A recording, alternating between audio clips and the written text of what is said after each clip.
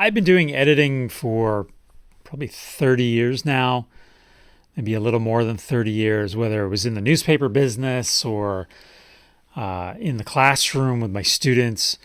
And it's rare that anything new really pops up in my mind, new errors, things like that. Most people, most writers are making errors that other people are making, and it's, even if it's a stylistic choice, these things are pretty common. But a few years ago, maybe 6, 7 years ago, I noticed a new stylistic choice, I guess you could call it. And I find this stylistic choice a pet peeve of mine. And I just wanted to talk about it. This is a very small thing, but an accumulation of small problems can disengage the reader from your book, from your manuscript. So I just wanted to mention this. And this stems from the idea that you need clear, detailed actions in your stories. You need characters to be doing things to move a story along. A story doesn't move along if no one's doing anything. And that means your characters have to physically actually move in different directions to different places. How do they do it? And a few years ago, I noticed people starting to use this phrasing. I made my way to the classroom.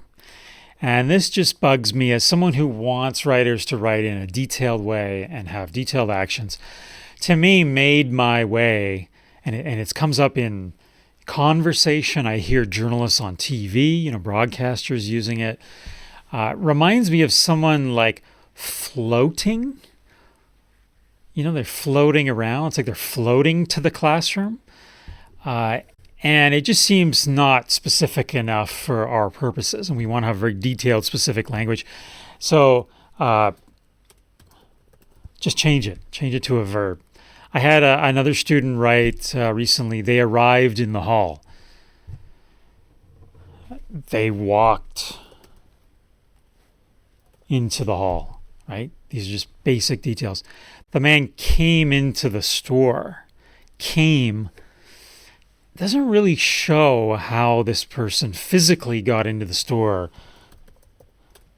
How about he stumbled into the store? So strolled, walked, stumbled, right? Much better, more detailed, more visual than made my way, arrive, or came. So just keep that in mind. Just a little change, just focusing on a very specific verb can get you away from those vague kind of statements about how characters move.